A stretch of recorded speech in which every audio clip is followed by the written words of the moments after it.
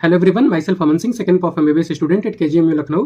तो देखो, ये एक छोटा सा वीडियो है जिसमें कि मैं आपको बताऊंगा कि लास्ट के हफ्ते में अपने को क्या करना है, लास्ट 7 डेज, लास्ट वीक में हमको क्या करना है। ये एक ऐसा वीक है जिसमें कि आप यदि अपने आप को स्टेबल करते हो और कुछ पर्टिकुलर चीज़ करते हो, कुछ पर्टिकुलर चीज़ अवॉइड करते हो, तो आप एग्जाम में अच्छा स्कोर कर पाओगे। जो लोग कहते हैं ना कि मतलब टेस्ट में कम नंबर आ रहा था लेकिन एग्जाम में मैंने बढ़ा लिया, वो यही होता है। ये जो लास्ट वीक होता है और जो लास्ट डे होता है और जो डे ऑफ एग्जामिनेशन होता है, यही जो मेजर फैक्टर है जो कि आपके आपके नंबर को काफ़ी हद तक बढ़ा देता है एग्जाम वाले दिन, क्योंकि उस दिन आपका एड्रेनलिन भी बढ़ा होता है, आपके साथ आपकी बॉडी भी साथ देती है। ठीक है, सब कुछ अच्छा होना होता है। बस आप कुछ चीज़ों को यदि ध्यान दोगे तो आपके साथ अच्छा हो जाएगा, आपके नंबर अच्छे आ जाएंगे। तो आपको देखो, यहाँ से मैं स्टार्ट करूँ कि आपको करना क्या है लास्ट के हफ्ते में। तो आपको देखो, इस समय थ्योरेटिकल पोर्शन पे ज़्यादा से ज़्यादा फोकस करना है। आपको इस समय थ्योरेटिकल पोर्शन पे ज़्यादा से ज़्यादा फोकस करना है और कैलकुलेटिव पोर्शन को अवॉइड करना है।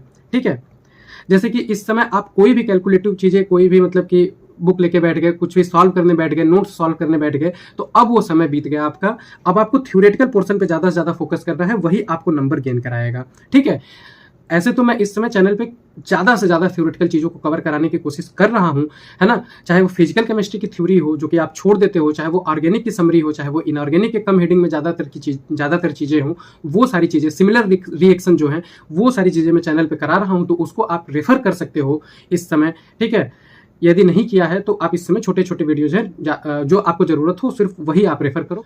इसके अलावा कैलकुलेटिव पोर्शन में आपको कुछ भी नहीं करना है, मतलब कि कैलकुलेटिव पोर्शन इस समय लेके नहीं बैठना है। कोई भी क्वेश्चन बैंक, कोई भी मॉड्यूल, आपको सिर्फ उसके लिए जो आप इस समय जो टेस्ट दे रहे हो, लास्ट वीक में जो आप टेस्ट दे रहे हो, सिर्फ उसी को आप देखोगे।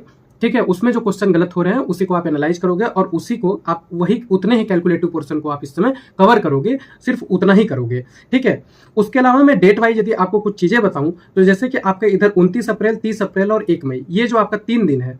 ठीक है, ये जो आपका 3 दिन है, इसमें आपको क्या करना है, मैंने क्या किया था, आपको क्या करना है कि आपके पास जो ढेर सारे टेस्ट पेपर के बंडल्स हैं, ठीक है, आपने 50-60 पेपर, 30-40 पेपर, आपने जितने भी पेपर दिए हुए हैं, ठीक है, वो सारे पेपर्स आपको लेने हैं और उसमें आपने जो टेस्ट को एनालिसिस करते समय उसमें जो आपने क्वेश्चन स्टार मार्क किया है, जो गोला किया है, ठीक है, जैसे मैंने बताया था कि आप इसको ऐसे ऐसे कर लेना, वो सारी चीजें आपको देखनी है ना।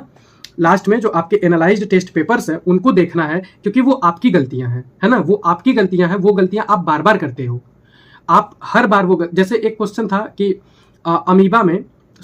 हाइड्रा में फ्रेगमेंटेशन होता है। अब मेरे दिमाग में क्लास 9 से ही बना था कि हाइड्रा में जो है बडिंग होती है।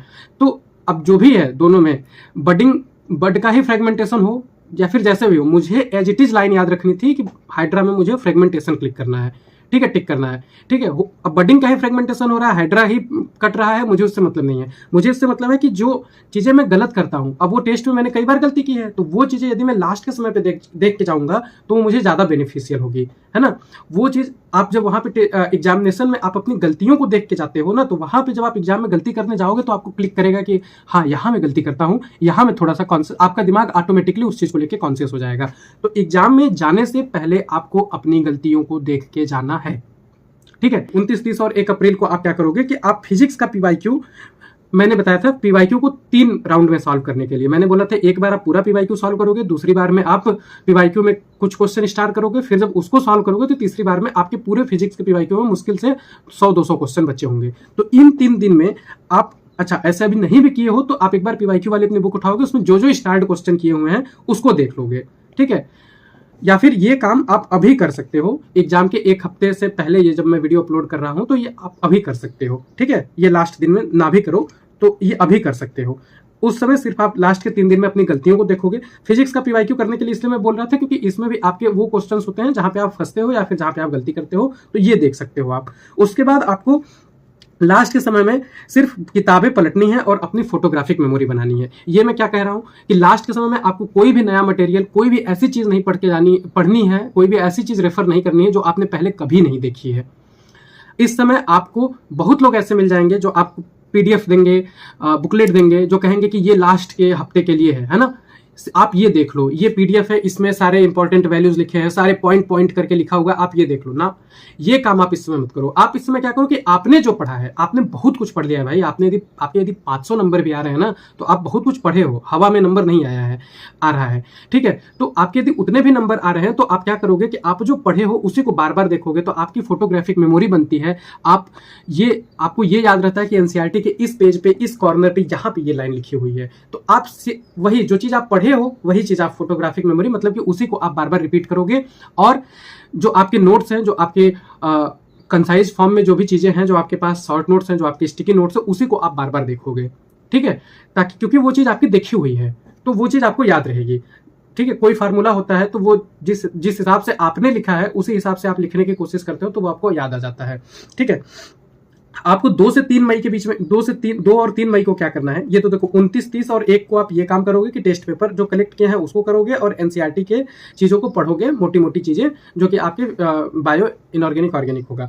2 और 3 मई को क्या करोगे, 2 मई को आप पूरी क्लास 11th की बायो और क्लास 12th की बायो आप पूरा रीडिंग करोगे, ठीक है। ये थोड़ा सा आपके लिए टफ काम हो सकता है, ये मैं किया था, ठीक है।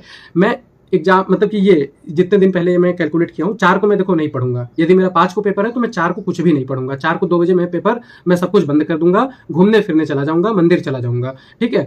और मैं 2 और 3 मई को क्या करूंगा कि आप क्या करोगे कि आप 2 को पूरा एनसीईआरटी, सिर्फ बायो, फिजिक्स, केमिस्ट्री अब हटा दो, अब समय गया, सिर्फ पूरा बायो बस ऐसे रफली पलटोगे, देखोगे जो चीज आपने हाईलाइट की है अलग अलग कलर के हाइलाइटर से। मेरे पास जो ब्लू कलर से हाईलाइटेड चीज थी, वो बहुत ज्यादा इंपॉर्टेंट थी, जो मुझे बार बार देखनी थी, तो वो आप बार बार देखोगे, है ना। वही चीज आप 2 को सिर्फ 11 की बुक पूरी पलटोगे, जितने अच्छे से कर सको, जितनी बार कर सको, और 3 को आप पूरी 12 की बुक पलटोगे, ठीक है।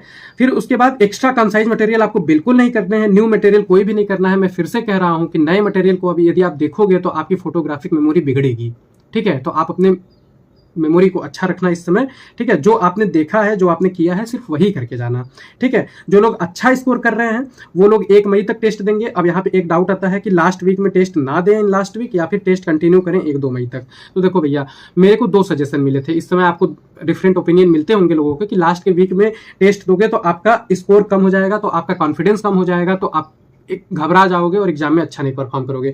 दूसरे ओपिनियन आपको ये लोग देते हैं कि टेस्ट कंटिन्यू रखना 1 से 2 मई तक, नहीं तो आपका यदि 1 हफ्ता भी फ्लो टूट जाता है, तो आपके स्कोर ऑटोमेटिकली घट जाते हैं। 1 हफ्ता आप टेस्ट छोड़ते हो, नंबर घट जाता है, ठीक है। क्योंकि वो रिदम, वो फ्लो, वो फ्रिक्वेंसी आपकी जो बनी रहती है, उसी फ्रिक्वेंसी में आप टेस्ट दे देते हैं, तो आपका नंबर आ जाता है। तो और टेस्ट एनालिसिस करना है लास्ट वीक में कि नहीं। तो मैं देखो क्या किया था, मेरे को दोनों ओपिनियन मिले थे, तो मैंने लास्ट वीक में टेस्ट दिया था। मैंने लास्ट वीक में भी, मतलब एग्जाम से 3 दिन पहले तक मैंने टेस्ट दिया था।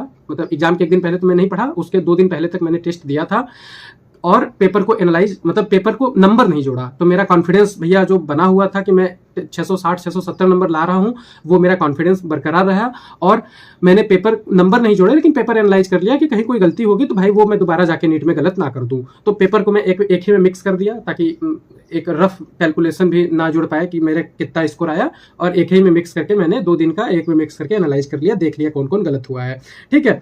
इसके बाद जो लोग मॉडरेट स्कोर कर रहे हैं, वो कम से कम पेपर ना दे तो कम से कम बायो का पेपर लास्ट समय तक 1 मई तक देते रहें, ठीक है। बायो का पेपर देते रहें, क्योंकि वहां से आप बहुत ज्यादा स्कोर कर जाओगे। बायो का पेपर देते रहेंगे, हाथ चलता रहेगा और पढ़ते रहेंगे, ठीक है। जो किसी पर्टिकुलर सब्जेक्ट में यदि लो स्कोर कर रहे हैं, यदि कोई मुझसे कहेगा कि मेरा 340 बायो में आ रहा है, ठीक है, केमिस्ट्री में भी 150-60 आ जा रहा है, बहुत अच्छा, फिजिक्स में 60-70 नंबर आ रहा है, अभी भी कुछ नहीं इंप्रूवमेंट हो पाया है, तो आप इधर लास्ट वीक में 3-4 दिन में 5-6 सेट 45-45 क्वेश्चन का 2-3 दिन में, एक दिन में 2-2 सेट करके 2-3 दिन तक कर लो, ठीक है। फिजिक्स के 2-3 सेट, आपका उसमें हाथ चलने लगेगा, आपकी उसमें हैबिट आ जाएगी, तो फिजिक्स में आप अच्छा स्कोर कर जाओगे। इसके बाद सबसे इंपॉर्टेंट 2 चीज मैं यहाँ पे कंसीडर करूंगा, स्लीप और हेल्थ, ठीक है। गर्मी का महीना है, इस समय बाहर का चीज मत खाओ, ठीक है। ज्यादा से ज्यादा ड्रिंक, मतलब पानी पियो, और जो मतलब कि ड्रिंकिंग फूड है वो सब लो, ठीक है, फ्रूट जूस वगैरह, ठीक है। जंक फूड अवॉइड करो, क्योंकि यदि तबियत खराब हो गया तो वो इस समय हम लोग अफोर्ड नहीं कर सकते हैं। 7 से 8 घंटे की स्लीप जरूर लेना, 7 से 8 घंटे की स्लीप जरूर लेना, क्योंकि यदि आप इससे कम लोगे ना यार,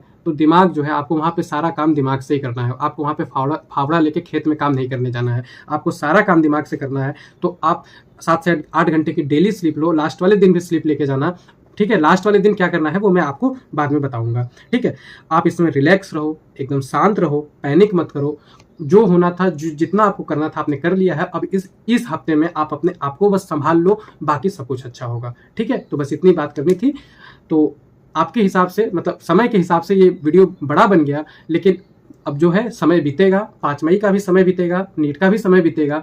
ठीक है, सब कुछ हो जाएगा, दुनिया यहीं पे रहेगी। तो आप एकदम घबराओ मत, शांत रहो, अच्छा परफॉर्म कर पाओगे। ठीक है, थैंक यू।